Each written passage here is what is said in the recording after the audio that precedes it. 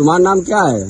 अगर दिमाग होता तो चप्पल में एनकाउंटर नहीं करते। अगर वो घटना में इन्वॉल्व था तो वो अपराधी था, और अपराधी अगर गोली चलाएगा तो पुलिस उनको फूलों की वर्षा नहीं करेगी। प्रिंसी यादव क्या लगती हो मंगेश के? उनकी बहन। रणनीति इसी बात की बनाते हो कि हत्या करनी है। पुलिस की तरफ से भी गोली चली है। कई लड़के हैं आपके? एक ही। केवल बदनाम करने के लिए जानबूझ करके ढूंढ कर कि कौन है, किसको एनकाउंटर किया जाए।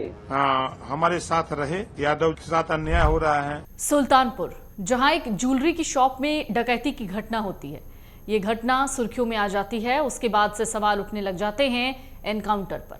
क्या वो एनकाउंटर फर्जी था? आज हम बात कर रहे हैं मंगेश यादव की।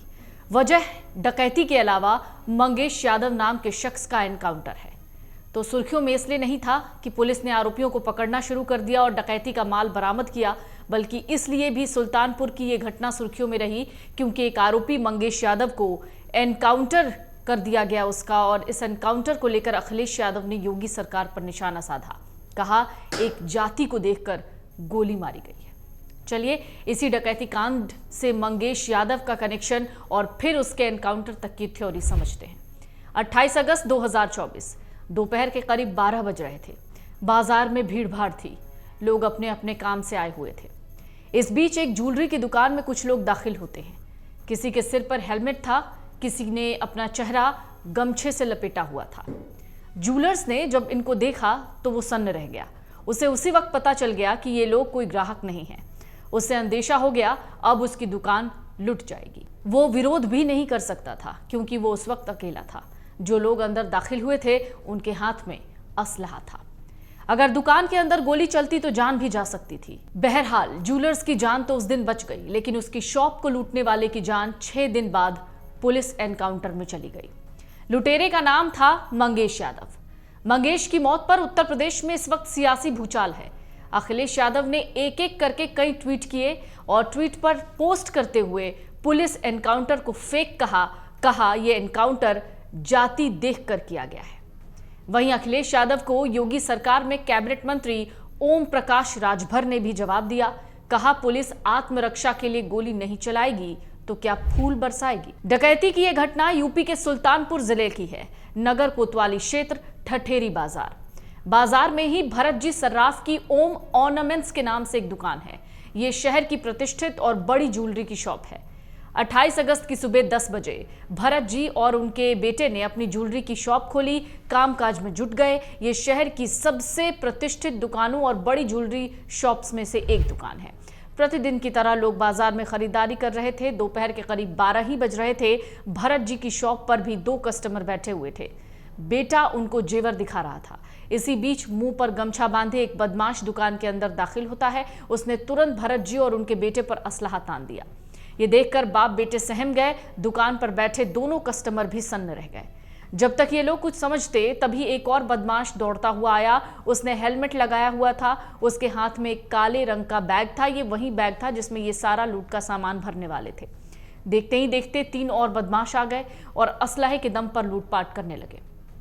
जब भरत जी ने विरोध किया तो एक बदमाश ने भरत जी और उनके बेटे पर पिस्टल तान दी। एक और बदमाश ने दोनों कस्टमर्स पर भी पिस्टल तानी ताकि थोड़ी सी भी आवाज ना हो। 3 बदमाश दुकान से सामान समेटने लग गए। लूट की इस घटना का जो सीसीटीवी फुटेज सामने आया उसमें साफ दिखा कि 4 मिनट के अंदर किस तरीके से बदमाशों ने पूरी दुकान को साफ कर दिया। बदमाशों ने 1 करोड़ 40 लाख की ज्वेलरी लूटी और नकदी भी लेकर चलते बने। लूट की घटना को अंजाम देने के बाद नेशनल सिनेमा रोड से होकर बदमाश बाइक से भागे। एक बाइक पर 2 बदमाश सवार थे जबकि दूसरी बाइक पर 3 बदमाश। इस डकैती की वारदात को अंजाम देने के लिए बदमाशों ने पहले से ही पूरी प्लानिंग यानी रेकी कर ली थी। बदमाशों ने 3 ग्रुप बनाए थे। पहले ग्रुप में पुष्पेंद्र सिंह, त्रिभुवन और सचिन नाम के थे। इन्हीं ने ही डकैती का पूरा प्लान तैयार किया, यानी मास्टरमाइंड यही थे। इनमें से त्रिभुवन ने एक बोलेरो का इंतजाम किया था। डकैती डालने के बाद बदमाश इसी बोलेरो से जेवरात लेकर रायबरेली भागे थे। दूसरा ग्रुप विपिन सिंह, विनय शुक्ला, अजय यादव, अरविंद यादव, विवेक सिंह और दुर्गेश सिंह का था। यह डकैती डालने वाले बदमाशों को बैकअप दे रहे थे। वहीं तीसरे ग्रुप में फुरकान, अनुज प्रताप, अरबाज, मंगेश यादव जिसका एनकाउंटर हुआ है और अंकित यादव थे। इन्होंने ही दुकान में दिन दहाड़े डकैती डाली थी। इस तरह इस वारदात में कुल 12 बदमाश शामिल थे। बदमाशों ने दिन दहाड़े बाजार में डकैती डालकर पुलिस को चुनौती दी तो पुलिस भी बदमाशों की तलाश में जुट गई। यूपी एसटीएफ तक को बदमाशों की तलाश में लगाया गया। लखनऊ जोन के एडीजी एसबी शिरडकर खुद इस केस की मॉनिटरिंग कर रहे थे। घटना के एक हफ्ते तक पुलिस ने इस डकैती की कड़ियों को जोड़ना शुरू किया तो दुकान में लूट करने वाले केवल 5 बदमाशों के नाम नहीं बल्कि 12 बदमाशों के नाम निकलकर सामने आए। फिर एडीजी एसबी शिरडकर ने सभी 12 बदमाशों ने 1-1 लाख का इनाम इन पर घोषित किया गया।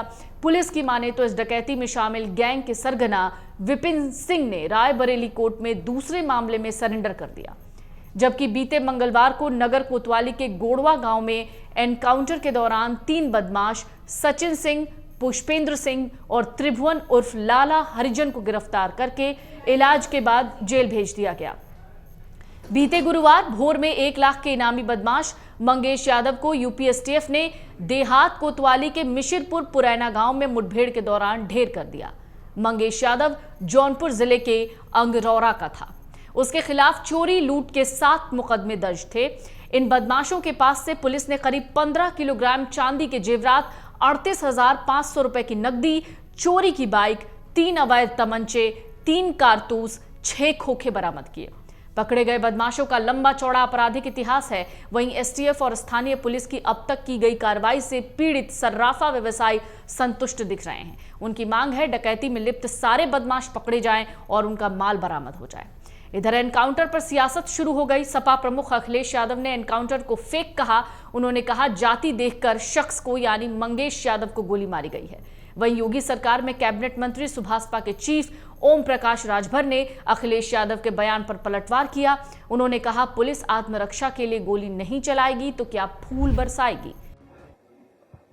अगर दिमाग होता तो चप्पल में एनकाउंटर नहीं करते। इसलिए जहां ये सरकार लूट कर रही है वहीं एनकाउंटर करके डराना चाहती है और केवल बदनाम करने के लिए जानबूझ करके ढूंढ करके कि कौन है, किसको एनकाउंटर किया जाए, वो भी अधिकारी बैठ करके रणनीति बनाते हैं। सोचो जो रात भर बैठ करके रणनीति बनाएंगे उनसे क्या उम्मीद करोगे न्याय की आप।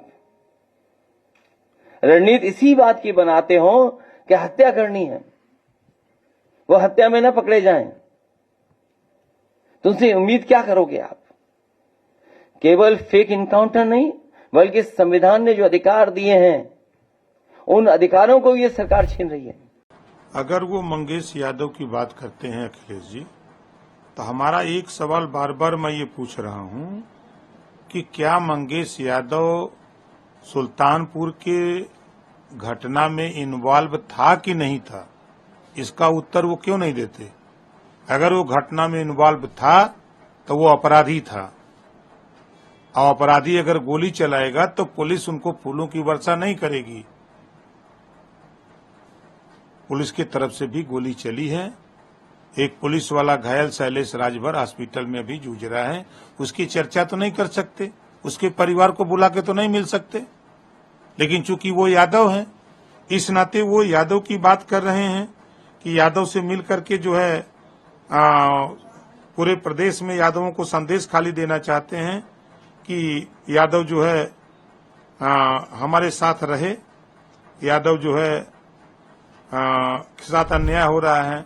मंगेश यादव के एनकाउंटर को लेकर उठ रहे सवालों के बीच शायद यूपी पुलिस ये भूल गई थी कि सुल्तानपुर के भरत ज्वेलर्स में हुई डकैती पर किसी को शक नहीं है।